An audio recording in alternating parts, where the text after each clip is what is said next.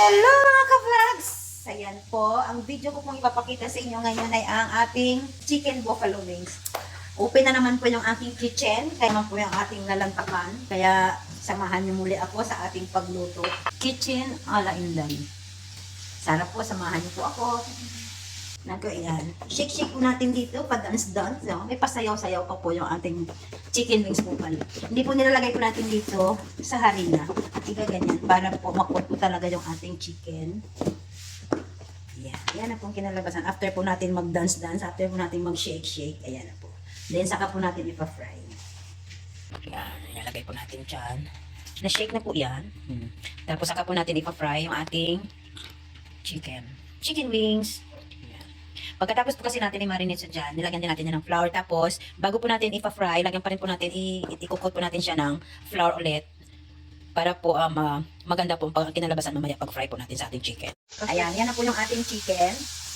Sa unang pag-fry natin, kailangan is half cook lang muna. Kasi dapat dalawang fry po tayo.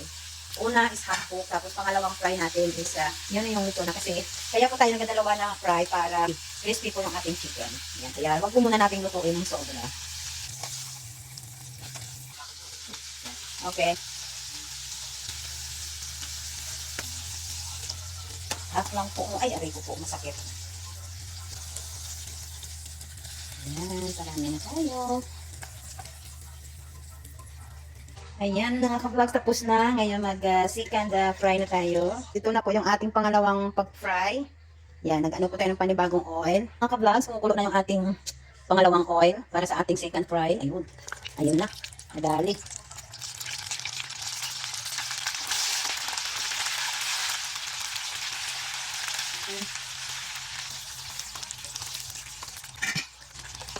Ayan, perfect ang color. Ayan, tingnan nyo naman mga ka-vlogs.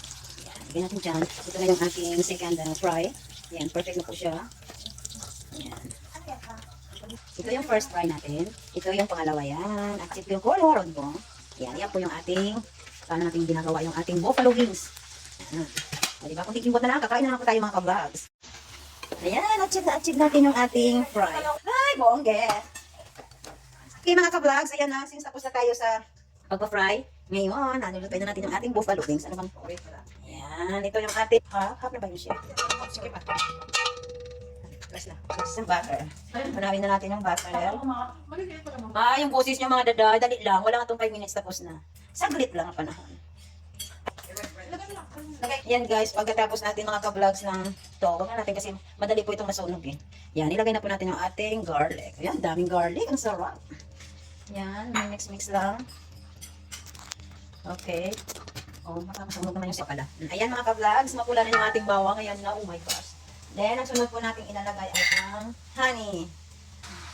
Ayan, ilagay po natin after natin yung ilagay. Okay. Halo-halo lang hanggang sa bumula sa dyan. Ayan, ayan na, malapit na yung ating buffalo wings. Okay. Then after that, ilagay na natin yung ating chicken. Ayan. Then, mix-mix again. Oh, it's crunchy. Ang sarap na. Naririnig yung mga ka-vlogs, ang lutong ng ating chicken. Yan, ito na yung aking buffalo wings. See, yan. Apoy po natin kasi mainit na po yan. Isa-isay ko. Oh, di ba? Ang ganda na. Ayan na mga ka-vlogs. Ang ganda na. Oh, see? Buffalo wings na siya. Na mga ka-vlogs, ito na po yung ating chicken buffalo wings ala Inday. Di ba? Ayan. Ngayon titikman na po natin kung asado. Pagkagat pa lang. Pagkagat pa lang, lasang-lasa mo na yung honey at saka bawang. Ito masarap. Sarap. Agad na. Sarap. Hindi pa yung karne ko. Sarap ba ito? Ito yung... Kaputin pa yung sero. Okay. Thank you again. Nakatapos na naman po ako ng isang recipe. Maraming salamat po sa pagsama muli sa ating pagluto ng ating chicken buffalo wings. Maraming salamat po. Thank you so much sa panonood ng ating mga videos. Thank you again. Bye!